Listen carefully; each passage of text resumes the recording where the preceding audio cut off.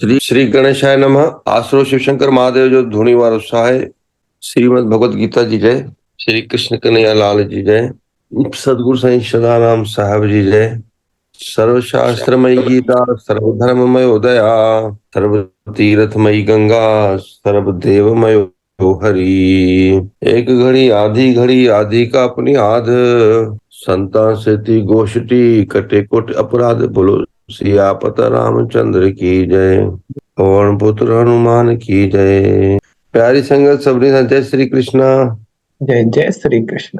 ओम नमस्ते। जय सदाराम। जय सदाराम। जय जय सदाराम।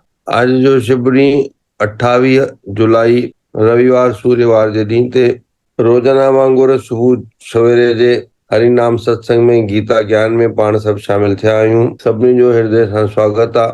सभिनी जूम साथियुनि जे लाइ धुणी वारे दाता सां प्रार्थना आहे कि सभिनी जे जीवन में ज्ञान हुजे, वैराग्य हुजे, सदाईं भक्ति ऐं शेवा हुजे। पाण सभिनी जे जीवन में सदाईं भक्ति ऐं शेवा जा गुण हुजनि, जंहिंसां जीवन पर्यंत ज्ञान हुजे, वैराग्य हुजे, यानी मोह माया खां दूर रहूं। पंहिंजी कर्तव्य परायणता खे सदाईं पूर्ण कंदे जीवन जो कल्याण करूं। अचो त रोजाना वांगुरु अॼु श्रीमद गीता जे 5 श्लोकनि सां जुड़ंदासीं।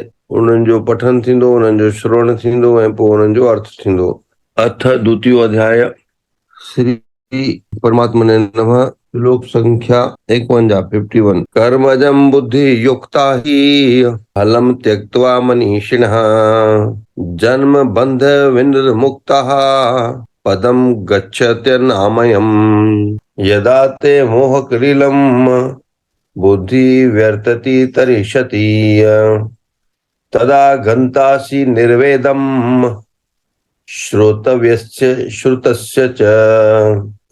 श्रुति विप्रतिपन्ना ते यदा स्थास्यति निश्चला समाधा वचला बुद्धि तदा योगम व्यापससि। अर्जुन उवाच स्थित प्रगस्य का भाषा समाधिस्थस्य केशव स्तद्धि किम प्रभाषेत किमासीत व्रजेत किम।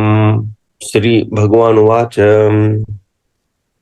प्रजाहति यदा कामान सर्वान् पार्थ मनोगतान् आत्मन्येवात्मना तुष्टः स्थित प्रगस्त्यतोच्यते।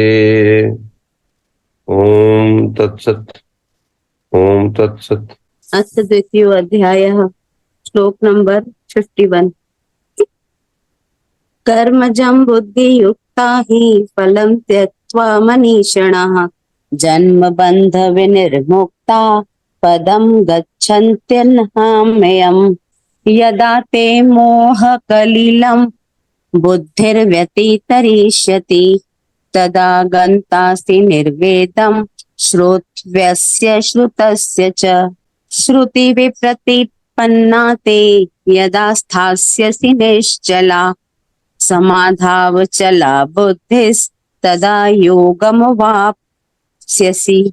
अर्जुन उवाच स्थितप्रज्ञस्य का भाषा समाधिस्थस्य केशव स्थितिः किं प्रभाषेत किमासीत व्रजेत किम। श्री भगवान उवाच प्रजहाति यदा कामान् सर्वान् पार्थ मनोगतान् आत्मन्येवात्मनः तुष्टः स्थित प्रज्ञस्य तद उच्यते। हरिओम तत्सत्। हरिओम तत्सत्। जय जय सदाराम। जो कल का 50वां नंबर श्लोक था ना, उसमें भगवान क्या कह रहे हैं? कर्मसु कौशलम, यानी कर्म की कुशलता। तुम कैसे, किस स्किल से अपने काम को करते हो। लेकिन ये भी है कि टैलेंट है, स्किल है, सब कुछ है, लेकिन अध्यात्म नहीं है तो वो व्यक्ति अधूरा है। क्योंकि अध्यात्म से ही वो पूर्ण होगा, क्योंकि उसका असली रूप ही वही है, चेतन रूप। और अगर उसके पास कुछ भी नहीं है लेकिन उसके पास अध्यात्म है, तो वो जैसे अभी आजकल आप देखोगे सूरज भैया, जैसे आप देखोगे कि कई छोटे बच्चे यानी 6 साल 7 साल 5 साल 8 साल, अब जैसे भक्त भागवत आया था, है ना, इसमें गुरुदेव के यहाँ अपने दरबार में, तो कितना छोटा सा है। अब इतने छोटे बच्चों के पास क्या ही टैलेंट होगा, क्या ही स्किल होगा, कितने छोटे हैं, लेकिन फिर भी पूरे विश्व में प्रसिद्ध हो गए वो बच्चे। क्यों?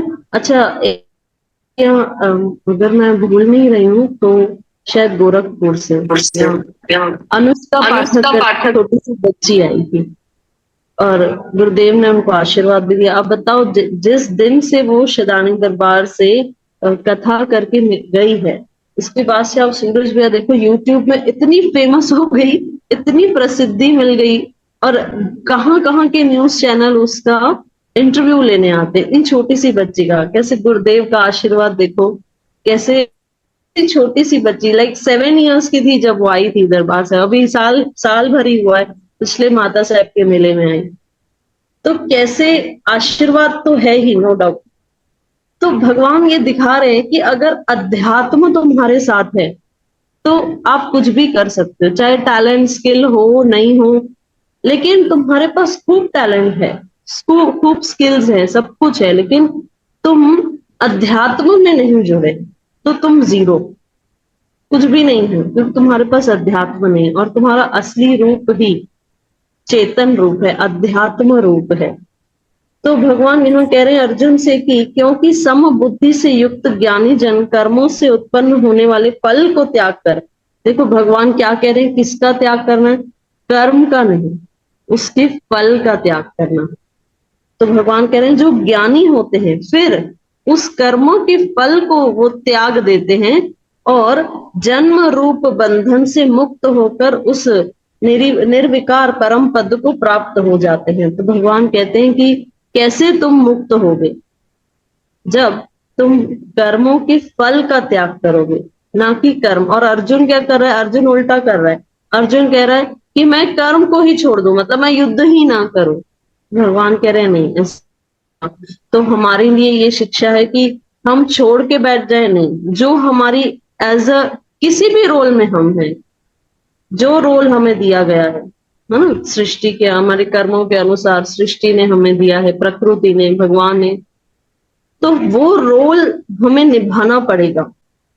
तो यहाँ भगवान कह रहे हैं तू मोहित हो गया, अब तू मोह को जब तक पार नहीं करेगा, जब तक उससे ऊपर नहीं उठेगा, तो फिर तू कैसे अपने इस भव सागर को पार? तो भगवान कह रहे हैं उस समय जब तू पार कर जाएगा, उस समय तू सुने हुए और सुनने में आने वाले इस लोक और परलोक, है ना, इस लोक और परलोक सभी भोगों से वैराग्य को प्राप्त हो जाएगा।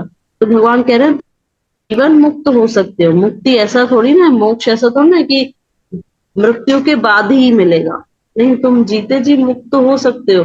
पर वो कैसे होगा? जब तुम वैराग्य को धारण करोगे, जब तुम मोह का त्याग करोगे, जब तुम ये भाव लाओगे कि ये सब कुछ मेरा नहीं है। और पता है भक्त क्या कहते हैं? ज्ञानी तो चलो ये कहता है कि ठीक है ये शरीर, ये ज्ञानी का, और भक्त क्या कहता है पता है?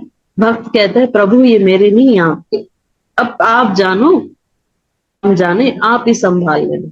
ये होते हैं भक्त।